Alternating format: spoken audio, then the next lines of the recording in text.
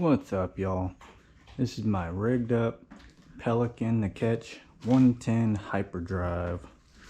Got it in 2018 when we got all them stimulus checks.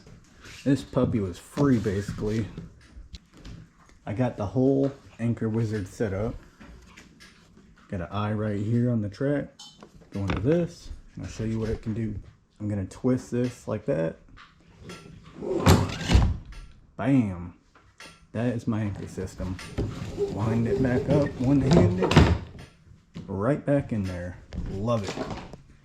It's a little pricey, around 130, but I think it's worth it. Good stuff. And honestly, this is the first thing I would get, but I got this probably 2 months ago. Should have got it way before that. And I've got that mounted on the Yak Attack Mighty Mount 6-inch. Next up, show you my crate. I just got a basic knot to tighten it down by pulling it down. Can't remember the name of it. Other side, got the same thing. Just have two lines holding this crate in. Got PVC net or rod holder. 3 zip ties. And this is a diving stringer. Works pretty good. Now up front, I got this piece of wood. Drilled some holes in the end. Cut down the middle like that so it could fit on this. And then I got these mounts. I can't remember the name of these mounts. I'm pretty sure they came with the anchor wizard. They hold it on good. It doesn't move. For the fish finder mount, got a piece of this wood, cut it down to 3 inches or so, and then got the mount for that, drilled it in with 3 holes, and then you put this on with 1 screw.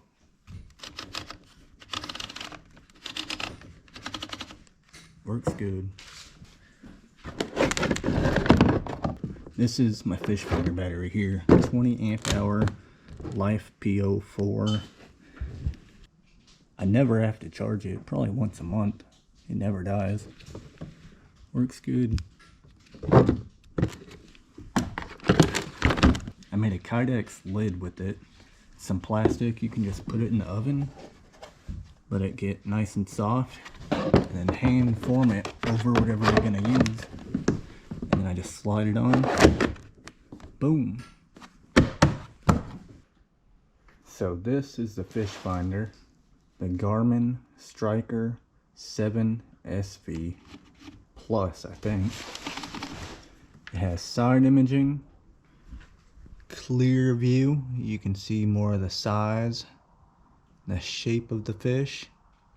And then you have traditional, which is the half crescent moon kind of sonar.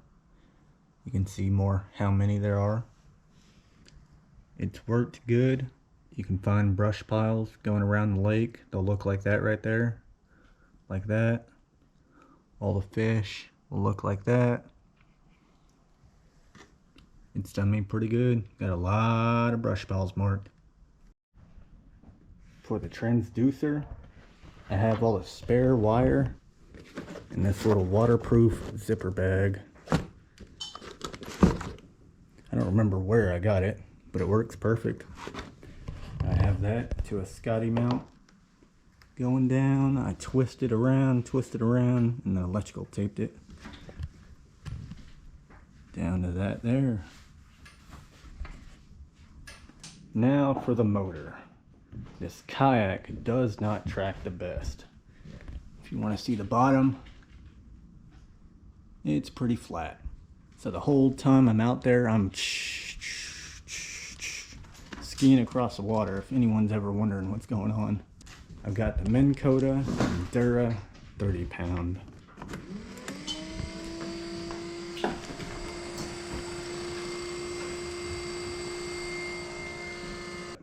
I ended up cutting the handle, probably 3/4 of it off, and got the tip and just stuck it back on there with some glue. Pull it back and extend it if I need to. it did stick out probably to there, way too far. I've got it hooked up to a Weeze 100 amp hour. It has never died on me. I'm able to go around pretty medium-sized lakes, travel all the way around them. I have that hooked up to a 50 amp breaker. Just hit this button, no more power. It's right under the seat. You can just reach down, flip it back.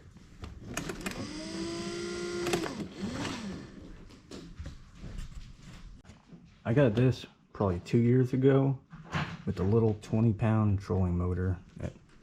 I can't remember the name. Water Snake. Yeah, Water Snake, 20 pound, 20, 21, something like that. But I took that off and put this in here. I ended up having to take a little sleeve that was in here off to fit that in there. It wasn't too bad. It's not too much of a pain to get out. All I gotta do is lift up right there. It'll come up. I pull, move that out of the way, get the propeller in the right position, pull back, push forward, pull up. Not too difficult. It's a harder foam, probably the kind you pour, and then it's covered with this. Pretty sure that's what it's covered in. I had to shave this down and that side to be able to fit it inside of there. It was made for a Hobie. And to put it back in, it's pretty easy. You just boom, slide that. Ta-da! Ready to go. So that's how it looks with the seat. I just duct taped it to a piece of wood that I nailed together. Raises the front up about 5 inches or so. And I cut this out with the jigsaw so I could fit my hand up under there. In the back, just a piece of wood where I slimmed it down on the ends. Duct taped it. And on the inside, I got PVC, so that wood's not rubbing on anything.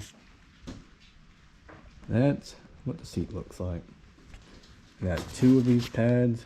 I can't remember the name. Thermoseat. Yeah. Got 2 of those duct taped together. Now, you've probably seen these rod holders. They're Smackdown rod holders made for catfishing. But I like to use them for anything. You can put them there.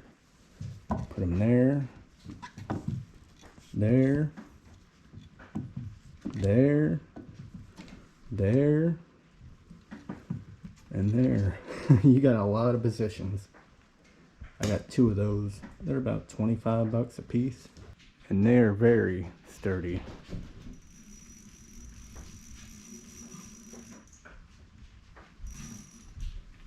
That's just a basic crappie rod. But that thing is not moving. I just got tired of having to unscrew the plastic ones, swing them down, swing them over. These, you just pop them loose and you can unscrew them. I also got a couple sheets of Kydex and some clear epoxy to put these on. You can tell they work. They've been taking a scraping. They've been holding probably 2 or 3 months, I think. All you gotta do is heat this stuff up in the oven and it'll become like leather pretty much. And then you just hold it over the hole, let it harden, and epoxy it.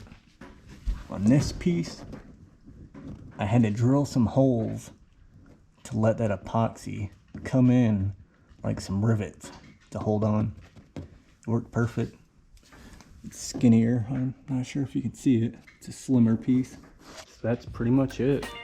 I got this hole back in 2018. It's still perfectly fine. No weak spots or anything. I probably put around $1,000 of extras onto it. It's totally worth it, man. You can get out in the waves 2 foot and it handles it good.